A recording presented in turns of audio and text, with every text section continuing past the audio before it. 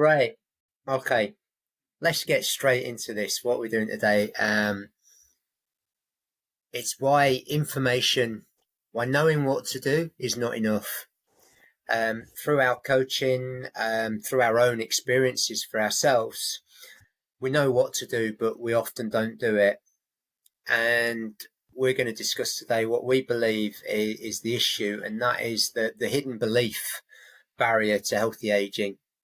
It's subconscious belief. So we believe that people struggle with behaviours despite good intentions. You know, how often have we had those positive intentions, but we don't follow through?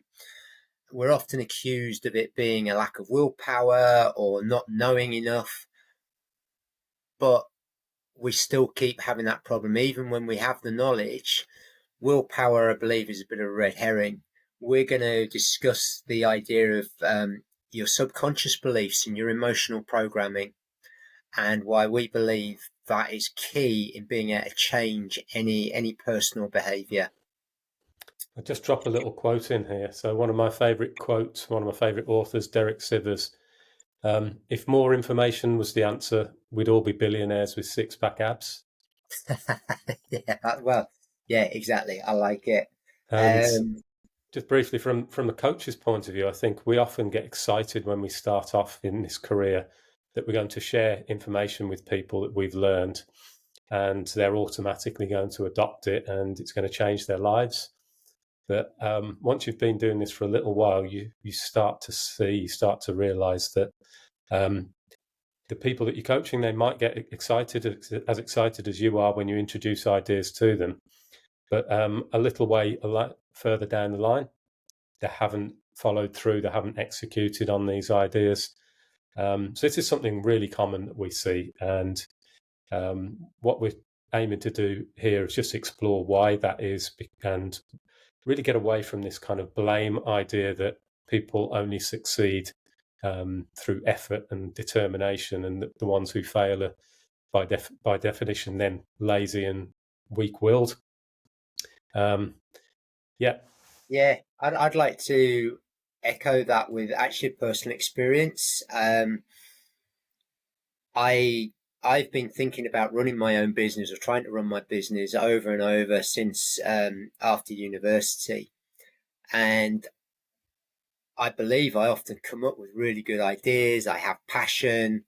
I have a lot of good knowledge. But I've managed to, in some ways, self-sabotage or just get tired. I don't put in the hard work. I move on to something else. And it's something I found, I'm on another attempt, and with yourself, Imran, and who you have done more than me. I think you have this discipline that I don't have. And I'm shit scared of sabotaging this one, which I think I've done a pretty good job over the last year in various elements. But so thank you for sticking with me on all of this. But we're going to explore. I don't believe it's because I don't want to do it, certainly not at a conscious level. And I have loads of information. I've done a business degree. I've done countless marketing courses, stuff on willpower, strength, conditioning, energy, all sorts. But I do believe that it comes down to what's going on in our subconscious mind. And I think that's something we're going to explore today, because, as I say, I've sabotaged myself many a time. The real big success I have had is with dealing with my cancer and my health. And that was such a big change of all my beliefs and what I did. But because the event was so big, it was able to disrupt my belief systems, and I was able to rebuild those from new. And so certainly from a health perspective, I've seen the power of what my belief systems were and what they now are. And that's, like yourself, I've had the issues with clients who will come to you because they need your help, but don't actually enact a lot of what you do outside of the sessions. And I believe that's a lot because their belief systems underneath that are fighting it. Okay. Thanks for what you said there. I think I'll give you a little example of what we're going to be talking about from my own perspective. You mentioned I appear to have discipline, and um, I'm very good at starting projects and not so good at seeing them through. And I've always got a million projects going on at the same time. Um, I do tend to stick to them quite doggedly. And this idea of discipline and sort of determination came to me from a family friend, really, who was ex-military and played rugby at a very high level when he was younger and influenced me quite a lot. I really looked up to him. Then I got interested in martial arts, and it became really clear from that that discipline, determination are really important attributes in that. So from quite an early age, I I wanted to be a person that has self-discipline, and that became a sort of core belief for me. I sort of see that as part of my identity, like a really fundamental part, if I'm honest. Um, so this is what we're going to be talking about a little bit later on, is that these beliefs that you hold close to you that are really central to how you see yourself are often what shapes your behaviors later on. But we don't always choose these beliefs consciously. As I mentioned, this came along for me when I was very young. Um, we're very impressionable when we're young. You could quite easily have picked up an opposite belief and not be that aware that it's there in the background shaping your behavior. Yeah, yeah, brilliant. So, should we move on then to actually let's look at the difference between subconscious and conscious belief, subconscious, conscious thinking, how that may show up? Because I know from my perspective, all the thoughts that were in my head, they're conscious at the time. You've got those thoughts. But what I never really considered was why those thoughts came into my head. I just assumed it's me. I am one identity in there, and everything that I'm thinking is my reality. And it comes to how I responded to people telling me to do things. You talked about discipline being a part of your identity. It was almost the opposite for me. I hated having to do anything that I was told to do, or it seemed so painful for me. But I just had this one view of the world that was me, and I must be right. And it never occurred to me that anyone else could be unless they agreed with me. Um, that changed after I had cancer and started studying the mind. I got back into um, coaching people, and I came across the concepts, through meditation, this idea that, we don't choose what thoughts pop up into your head, as you said. And that was like, oh, yeah, actually, that's true. I don't. Do I even choose the words I'm saying now? They're just coming out as I'm talking. Yeah, we've had a rough idea of what we want to talk about, but these words are appearing, kind of making coherent sense. I'm putting together sentences as I go along without knowing what words come in next. That's a little thought experiment that occurred for me. And then I came across things like NLP, Daniel Kahneman's Thinking Fast, Thinking Slow, and the Chimp Paradox, which try to create a model around that. So maybe if we talk around that a little bit, very briefly, just to give people a theoretical idea of what we're talking. Yeah, sure. That seems like a good place to get going with this. Yeah, you mentioned meditation. I think that was where this idea of the subconscious and the conscious mind first sort of became clear to me.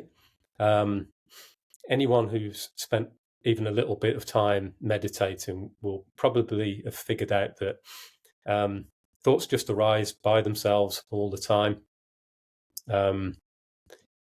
Spend 5 minutes trying to not think about anything. Not that that is what the goal of meditation is. I think some people have that idea that that's what we're supposed to do when you're meditating. But yeah, try that even for a minute. Thoughts are just going to pop up all of the time. So we have almost zero control over the thoughts that come up.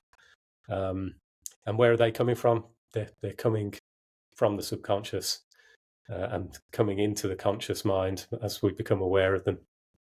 Yeah. So if I've got a couple of notes here from Daniel Kahneman's work. He used really imaginative language, system 1 and system 2 thinking. So his conscious thought, system 2, and for any of you who've read The Chimp Paradox, that was the human part of the brain. So he describes it as being slow, deliberate, logical, effortful. I think that's a key point to highlight here.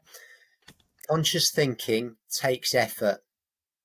From biology, we know that actually it uses a lot of energy. So just hold that in your background thoughts if you can. It involves active reasoning, critical thinking, and decision making. So, those of you who don't like decisions, maybe one of the reasons is just it's hard work, and your subconscious is trying to save you from using all of that energy. Decision making uses up energy. Our conscious brain as well has limited capacity. So we can only hold a few items in conscious attention at once. He says here there's a 7 plus or minus 2 rules. Try and think of more than 7 things and hold that in your conscious mind. It's really, really difficult. And this is why like phone numbers are interesting. They used to be nice and short. Now mobile numbers are really, like longer. They're like typically 5 and 6. So they're at least 11 numbers. Much, much harder to remember a whole number, and plus we have the technology where we don't have to anymore. So yeah, just conscious thought takes a lot of effort, and we can only deal with a few things in one time. An example of that is, for me, that is often used when we're starting to drive, especially a manual car. You've got all of these things to remember. Before you pull off from the side, you've got to check your mirrors, check your side view mirrors, check your view, check over your shoulder. You've then got to work out, oh God, I've got my gear stick, I've got my clutch, I've got my accelerator, I've got my brake. I've got to somehow coordinate all of that. And then if you think about doing that, how many people, when they first try to put all of that together, stall the car? And then you move to that hill start, which is even more skillful. You've got to balance the clutch and the accelerator to hold the car in place as you're trying to put it into gear and get away and go. And again, hill starting was awful. But once you've practiced that skill over and over and over, it gets to the stage where you can be having an in-depth discussion on War and Peace or listening to the radio, and you just drive that car automatically without thinking about it.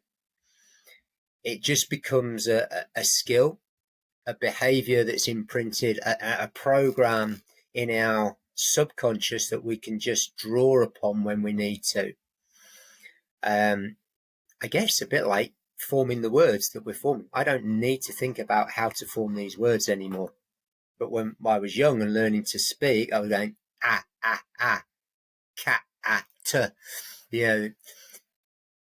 So that's how I think of one part of these subconscious things. Making rational decisions. Kahneman then talks about subconscious beliefs, which he calls System 1. And I'm guessing that's called System 1 because that's what drives our behavior. This is what preempts everything that we become consciously aware of. And what he talks about, that it's fast. So conscious thought is slow. Subconscious thought is fast. And I think in the chimp paradox, they talk about the chimp being 5 times faster than the human part of the brain. Can I give a little example here? Yeah. Might be relevant, particularly to the chimp paradox model. So if you think about a situation where you've had some sort of conflict with somebody else, and things are getting heated, things are emotional, and you say something which you later regret. So this would be an example of something coming out from the subconscious at a subconscious level and being verbalized. And you want to take it back almost as soon as you've said it. But the subconscious mind was quicker than the conscious mind, and the words came out before you could catch them. It might be just a second later you think, oh, I wish I hadn't said that. Or maybe it's later on in the day where you're mulling things over and you think, oh, I wish I hadn't said that. So that's just a very simple example, I think, that people will be able to relate to, these two systems of thinking going on at the same time, and the subconscious being faster than the conscious. Yeah, that's brilliant. Totally brilliant. So from then on, the subconscious thought comprises deeply ingrained patterns, habits, and beliefs acquired through early life experiences, emotional conditioning, repetition and reinforcement. And I can think of plenty of examples for myself. Certainly, just I guess the easiest thing for me to talk about here is religion. How do you respond to something, in terms of religious? Do you believe in God? Do you not believe in God? Which faith do you follow? We see so much confrontation or conflict based around this, but typically these are shaped through what we were conditioned with in early life. So, predominantly Catholic people were raised in Catholic families. Muslim people were raised in Muslim families, Hindus, Buddhists, etc. Typically, there are other things that happen. And, we see it in politics, our views towards sex. The classic saying is don't talk about sex, politics, or religion at at a dinner party, or, certainly not on a drink, because they are very emotive. They are very strong, and they will colour our interpretation of events in life. So everything that we see on a world stage, is like, oh, well, that's awful. Well, this was one I was talking. I was actually chatting about with a friend yesterday. Is gouging someone's eyes out, and she was aghast at this. There was an event, I think might have been the Bulger story, and that these two boys, and she was absolutely horrified by it, and it couldn't contemplate doing it. But I remember doing a self-defense course, thinking about the number of people who have been strangled. They've been strangled, and they've clawed their assailants' faces, but they ended up being strangled. And this self-defense course was saying the easiest way to get that person off is like stick your finger in their eyes, because it's incredibly painful and they will let go. But my friend's reaction to doing that was actually, it was so horrific she couldn't contemplate doing it. And I just thought, I don't have that issue at all. I could get in there and do that, no problem. And I know this is like really vivid and quite sort of out there, but it's like those would be differences in two belief systems that, colour or, filter your interpretation of what we see. Do you have any experiences yourself of that? Nothing's coming up right now. I'll think on that one. What do you say when you say, I can think of one for you? Okay. Discipline. Mm-hmm. Discipline and willpower. Yeah. I mean, you must have had a few thoughts about me early doors. My approach to stuff. Yeah. Well, as I mentioned at the beginning, this is something which I saw from an early age as a positive. Yeah. Now, there's another side of me as well that doesn't like rigidity. I didn't enjoy school and that kind of structure. I found having a structure imposed on me, which I think is something you can probably relate to as well. I found that really frustrating. So we can have kind of beliefs that are in a similar area that are somewhat conflicting. So, freedom is also a very sort of important value for me. So, we have to think about sometimes how these things can work together, because they can appear to overlap and sort of conflict. Yeah. And so I think that leads us on what the science allegedly shows us, various different disciplines in science, is that these programs, or these beliefs that operate below our conscious awareness, they drive 90 to 95% of our day-to-day behavior. So an example I'd like to give friends who know me, and given that this is going out on Facebook, there'll be a few of you will know that, is I've been rubbish with money. I've never been able to hold on to any type of money, build any sort of cash reserve, capital reserve, investments or anything. I've built stuff up, but then I've always managed to lose it, or deliberately say, right, I don't want this. Over and over, it's a repetitive cycle in my life. And one of the reading through this work, Daniel Kahneman, Bruce Lipton talks about this as well. These early childhood experiences. When I was a child, it suddenly came back to me in one of the processes that we've done. We're going to talk about how to deal with this in a second episode.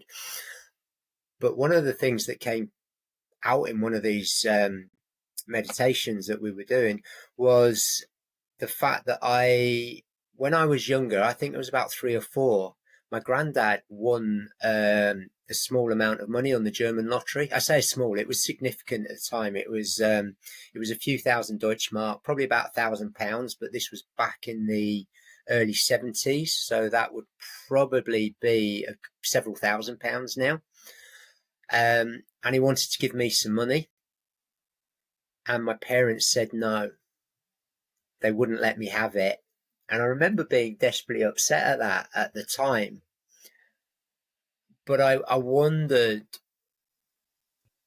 what was instilled, what did I take from that? What was my lesson? And maybe it was that I shouldn't have money. And then subsequently growing up, my dad always taught me, a bit like yourself, discipline. Work hard now and enjoy life later. But I didn't see the aspect of him enjoying the hard work, because he was always tired and frustrated when he came home after a long day of work. And I saw how that impacted our family life at home, without saying too much, but it wasn't it wasn't inspiring to me, because I couldn't see where my dad was enjoying life. And so many of my friends will recognize this behavior in me, is that I avoid hard effort in work, certainly in many aspects. What I would say where it has gone in was when I got cancer, and I spent hours and hours and hours researching it, and I found it really easy, and I find it really easy to spend hours and hours researching now on all things health and fitness. So, but I don't find that hard. And so so those are two examples from me where those childhood experiences have been potentially informed how I interpret something.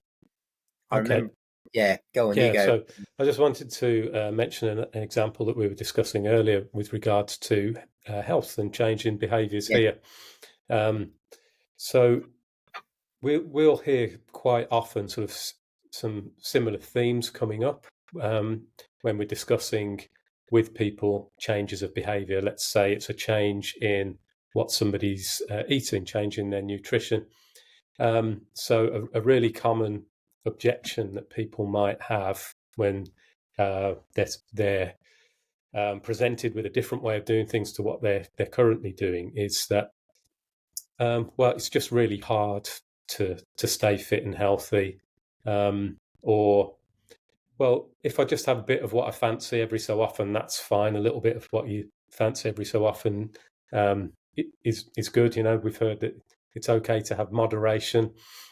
These similar sort of objections, but possibly what is actually underlying the reason for the person not wanting to change the diet is completely different to what they're actually saying. And there's a number of sort of common themes that might be underlying in this situation. And one of them is social pressure. Yeah. Somebody might feel that if they're going out for a meal, they don't want to have to order something different from everybody else. They want to fit in with their friends and family. And they raise the objection of, well, a little bit of what you fancy every so often is fine.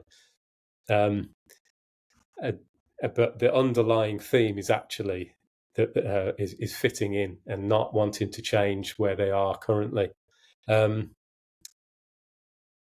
Yeah, so that was really interesting for me post cancer, because I had to change. Well, I believed I had to change the way I ate, alcohol consumption, um, late night behavior. There were all these things that I identified through my research of what could have contributed to my cancer.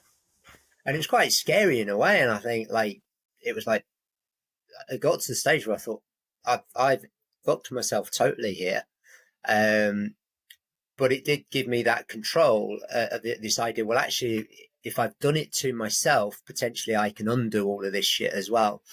But the challenges were, like you said, well, drinking had been a big part of my social life, and all my friends drank on a regular basis, and that's how I'd become friends with them.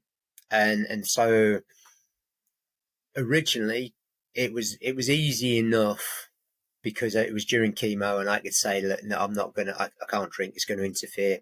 But after a while, it then started becoming harder because now I wasn't fitting in with what they were doing. The bit of everything, it's good to feel good. Once you get the knowledge, the information, the biology, etc., you understand now. I mean, drinking, I went out drinking on Saturday, and it's just reinforced why I know I shouldn't drink and why I don't want to drink. And I don't want to drink now most of the time. But that fear of not fitting in is massive. I think James Clear, Atomic Habits, talks about that, is we have our tribes. Another one that I think is a really good example is decline is inevitable in old age. And so it's no point trying these things because actually I'm just going to get older. And we have seen that, we probably see that with our parents or other people. And we don't often see the positive role models who have shown improvement in those times. So the biggest thing I hear in squash, I play squash a lot. Oh, my knees, I can't play anymore. My knees giving out. But it's just because I'm getting older. I know from my personal experience, and I think from your personal experience, that there are many people out there that actually I'm better now this time than I was last year. I was better this time last year than I was the year before because I've changed the way I do things. And over the last 15 years since cancer, I've been able to change those belief systems in me to allow me to follow what I'm doing. I still haven't worked out how to do that from the business side of things, but we'll talk about that in the next session. How we're going to do that. And we are working on something that is actively changing those beliefs. But yeah, from a health perspective, fitting in, I think, is a massive one, a major one. And also this idea of, well, we've all got to die sometime, so might as well have fun along the way. And I'm going to get worse as I get older. That's inevitable. We'd like to dispute that. I think another common belief that's running under the surface is that being healthy, being fit involves hard work. It's all about suffering, depriving yourself from things that are enjoyable, and there's this kind of dichotomy of, on one side, you've got to suffer to be healthy, you've got to go through pain, you've got to eat unenjoyable food, you've got to count calories, go through restriction, and all these types of things. And on the other side is fun and doing whatever you like, eating whatever you like, and freedom and less restriction. And this is something that we're generally conditioned to. It's a way of thinking that we're generally conditioned to. Exercise science is often influenced by this no pain, no gain kind of philosophy. People believe that they have to do these sort of painful, unenjoyable workouts in a gym to keep physically healthy, physically strong. So these undercurrents are there all the time. So you might get excited initially when you hear some new information from a coach or some program that you've got into. But if fundamentally underneath you believe that the outcomes that you want are on the other side of a load of painful, unenjoyable stuff that you've just got to wade through, you're probably not going to stick with what you've found past the initial enthusiasm. Yeah, you don't get the initial reward, and I think this ties in with the a little bit of what you enjoy as well. Yeah, that sprung to my mind was that people say to me, "Well, you're not having chocolate anymore." Someone said to me, because I said doing the diet I'm doing, which is a meat-based diet for those who don't know. I said, with very little effort now, I lost all of this weight. And they said to me, yeah, but you did have to put effort in because you're not eating ice cream, you're not eating chocolate, you're not eating pizza. You're only eating meat. So that is effort. And I sort of, well, actually, there was maybe effort initially in the first 3 to 4 weeks. But after that, actually, the rewards I was getting from the way I was eating far outweighed the short-term transient rewards I got from having an ice cream or a pizza. And in fact, I noticed I was getting pain and punishment from those behaviours, which I hadn't noticed were happening when I did that on a regular basis. And as I tried to explain, it was actually, I can see what you're saying. I mean, I very rarely have an ice cream now. I do still occasionally. Very rarely drink, but occasionally do. But what I feel now is the pleasure of being able to go on a squash court and come off and know that I won't be hurting, that I'm not having to ice my shins after going for a run because I'm in so much pain, that I can carry on walking pain-free on a daily basis. I can still do burpees and jump up and down. And I remember going surfing. For years at university, I tried surfing in Wales with my friends, but I was too caught up in the social pleasure of drinking the night before and was always too hungover and essentially too fat and physically incapable to surf. And then post-cancer, a couple of years after, I was in Lanzarote and I'd been doing CrossFit for a while. I'd lost lots of weight and done hundreds of burpees, which for those of you who don't know is going down to the floor very quickly into a press-up position, then coming back up and maybe putting a jump, countless versions. Anyone who's done circuit training will have done a burpee in their life. Possibly one of the most hated exercises going, but I grew to love them at that stage. And surfing is essentially half a burpee, just from getting up from the floor very quickly into a standing position. And for the first time ever, I was able to surf. And the pleasure and fulfillment I got from them being able to try that and practice it, I realized in life that being without pain, that's much better than the pleasure I get. And what I realized before, I was often trying to use pleasure to get rid of my pain, but it was only ever a short-term thing. But once I managed to get past my cultural beliefs of a bit of what we enjoy is good for us and all of this sort of stuff, and actually experience what it's like to live a pain-free, or certainly a far less painful physical life, a far more physically capable life, then it becomes much easier. And my beliefs around health have changed. So doing these things is easy for me now. Yeah, there's really two aspects to this, and I think you've covered both of them in what you've just said, but I just want to reiterate them. I think, first of all, this perception that we have to do difficult things to be healthy. And first, I think we'd like to challenge that. You don't have to exercise in a way that's unenjoyable. You don't have to eat unenjoyable food. We both have been able to stick to what we do for so long because most of what we do is enjoyable. We're not pushing ourselves through punishing workouts and eating boring food. There is some restriction in what we do. In life, you have to make choices, and when you pick one thing, you automatically cut yourself off from something else. And I think the other part of it is when you are doing something that does appear difficult, that is uncomfortable for you, it's the association that you have with the outcome that will carry you through or prevent you from sticking to the thing. So you mentioned, burpees, one of the most hated exercises. But if you can see a value for that, if it's going to make you able to do something that you want to do, it's going to make that easier for you. In boxing training, we did tons of burpees. I did them all with a smile on my face because I knew it was going to make me, if I did them with full effort, it was going to put me in an advantageous situation.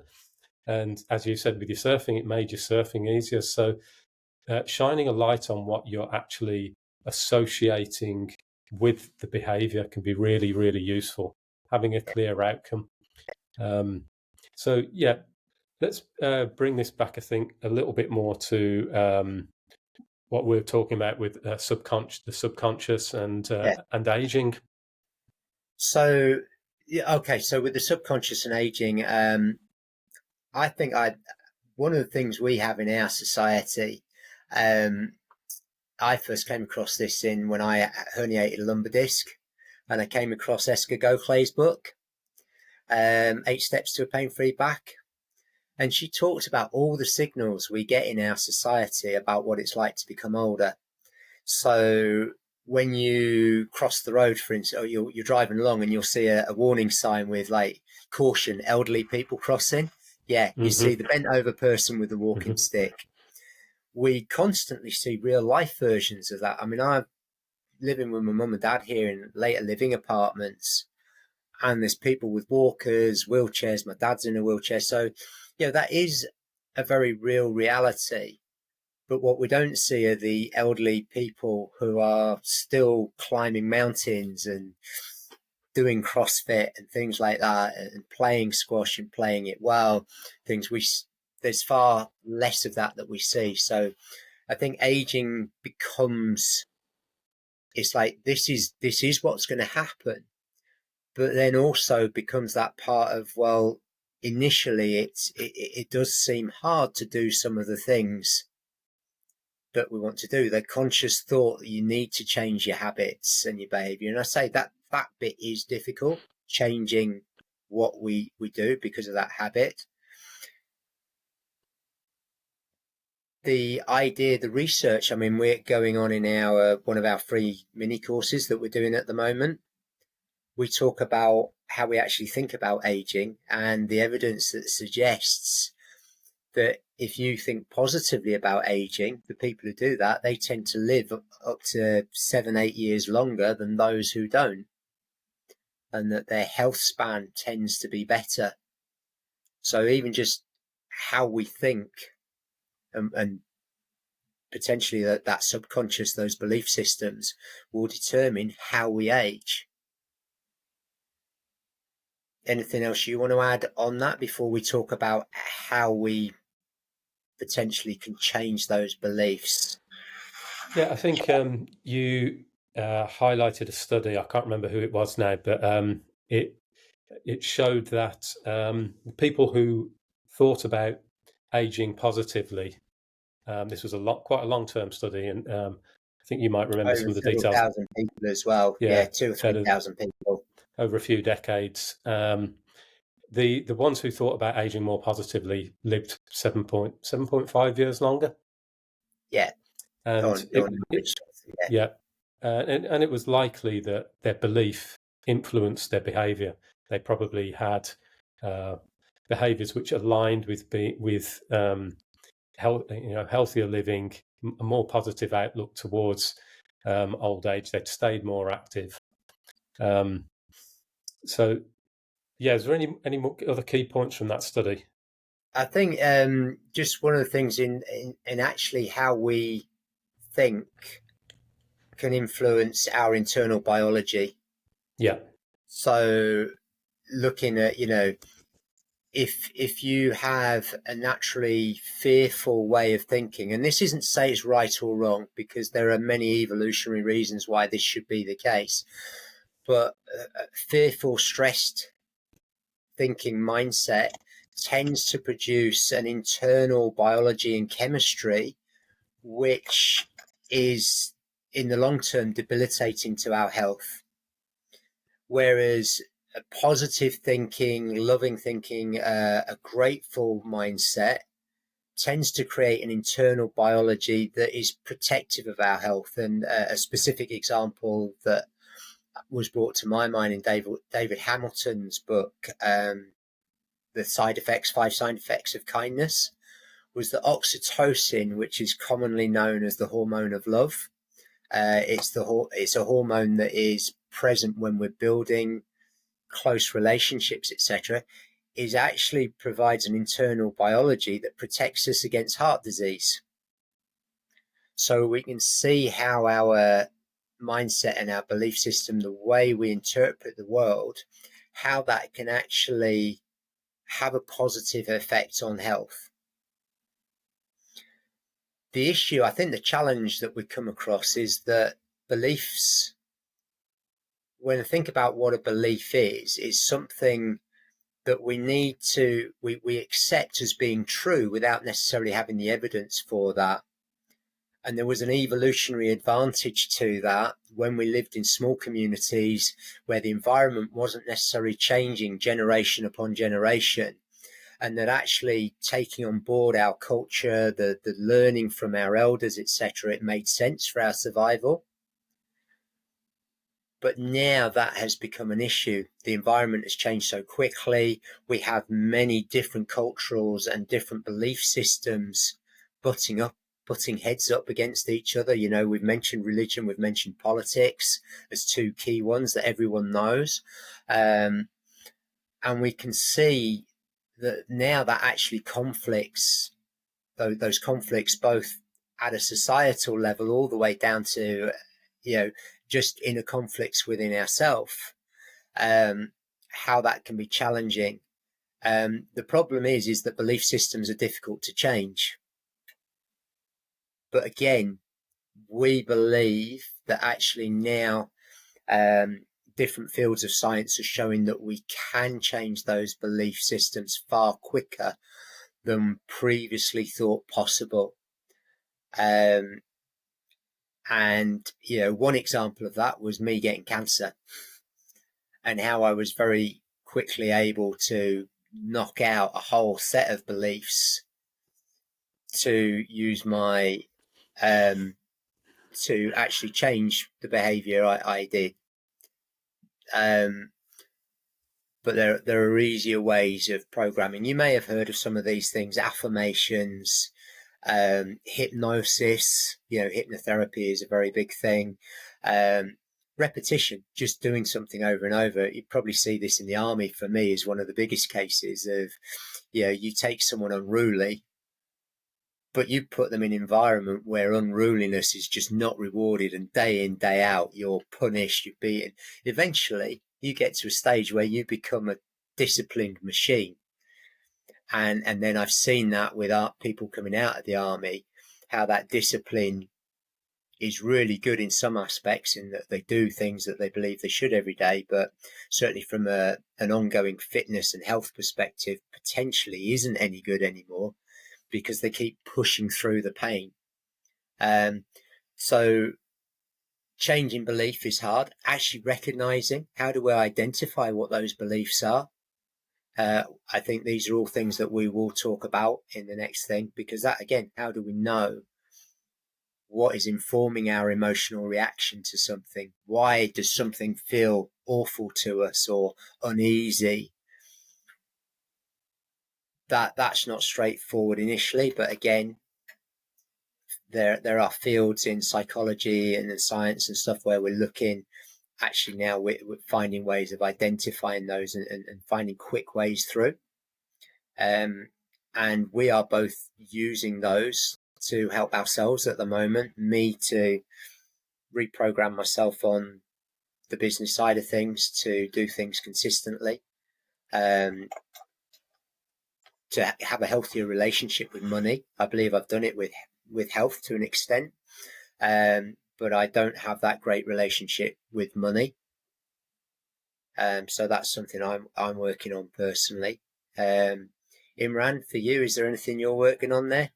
Yeah, well, before I mention that, I just wanted to echo something which we were saying earlier on and kind of summarize what we're talking about here. It's essentially what we're talking about is the ability to make change, setting intentions to change and being able to actually follow through with them. And this is what people are really struggling with. And you referenced a book earlier on, The Chimp Paradox. And really, really good book. Highly recommend it. What the author is saying in a very sort of high level summary is that we have these different parts of our brain. We have the chimp, which is a more primitive part of our brain, and we have the human. And these areas are often in conflict. And the chimp, which would represent the subconscious or parts of the subconscious, and tends to react very quickly, and the human is essentially trying to tame the chimp in some ways. The chimp, the primitive part of the brain, is very concerned with survival and protection and safety and perceived threats. And often change is associated with the unknown, the uncertain, stepping into a different realm, your friends and family perhaps challenging your behaviour, not fitting in where you used to fit in. So I just wanted to mention that, and hopefully this gives you the opportunity to be a little sort of kinder to yourself if you've tried with things and not been able to stick to them.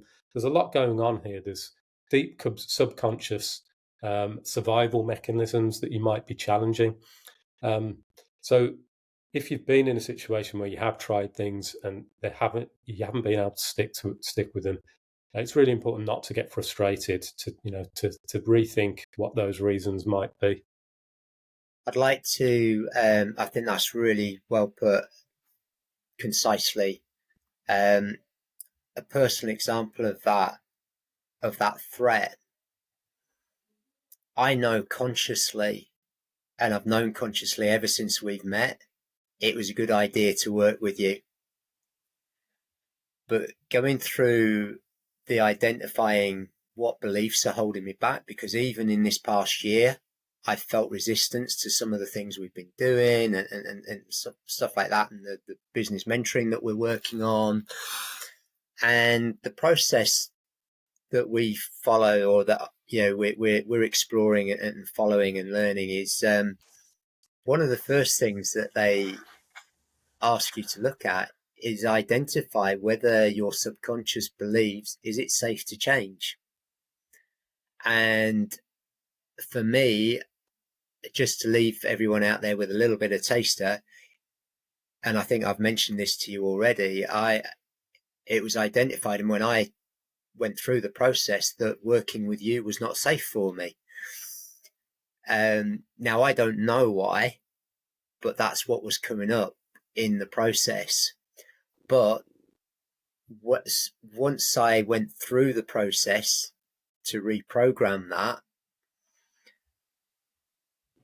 the majority of the tension I feel oh my God, I've got to do this, I've set an expectation or whatever. Imran's going to, be annoyed with me. I actually realized, well, no, you're not. You're really understanding. And it's like that no longer tests in that way for me. I feel it is 100% safe for me to change, but that is often we create this intention to change, but even change in itself is a threat because it's potentially very, very different to everything we've done. So if we maybe leave it there with that teaser, like, how did we reprogram? How did I reprogram that? That's what we're going to explore in the next episode. If there's any of you that have experiences you'd like to share, whether any of this resonates with it, leave a comment. We are actually running a 5-day mini course at the moment, which doesn't cover the reprogramming specifically, but does talk about the mindsets, etc., and why this is so difficult, and trying to look at ways of doing that. Look out for more of those coming forward. We will be running some more coming up, and our programming coaching that we're building will go into all of this stuff a hell of a lot more deeper. And we believe fundamentally, if you've been on a coaching course or an educational course or something that's designed to change what you're doing, and I've spent thousands over the years doing this and have got excited and hyped and stuff, but eventually have never followed through on it. We believe that actually getting to the root cause of why you're failing is the important bit. The self-development industry is rife with information and knowledge, but not with actually how do we change our behavior. Even the business program mentoring course we're doing at the moment, which I think is really good, but they talk about mindset and pretty much just say, this is what you do it. But it's hard, isn't it? This is the mindset that you need to have. Yeah, It doesn't really tell you how to get it, other than slog through the repetition of doing it, which is one way. Granted, that is one way, slogging through the retention. But if you're able to do that, great, and well done. You've done it with aspects of your charity work, setting up the boxing gym and stuff like that. I've never been able to battle through those things. I've done it with my health, but I struggle in other aspects. For those of you out there who are struggling with the same sort of feelings, follow on and let us know those challenges, and tune in for the next one. Yeah, it's. I think you've summed up everything there. I'd just like to say it is quite a fun and simple process. It doesn't have to be another difficult thing for you to do, and I think it's a really fundamental place for people to start. So yeah, we'll get into that more on the next one.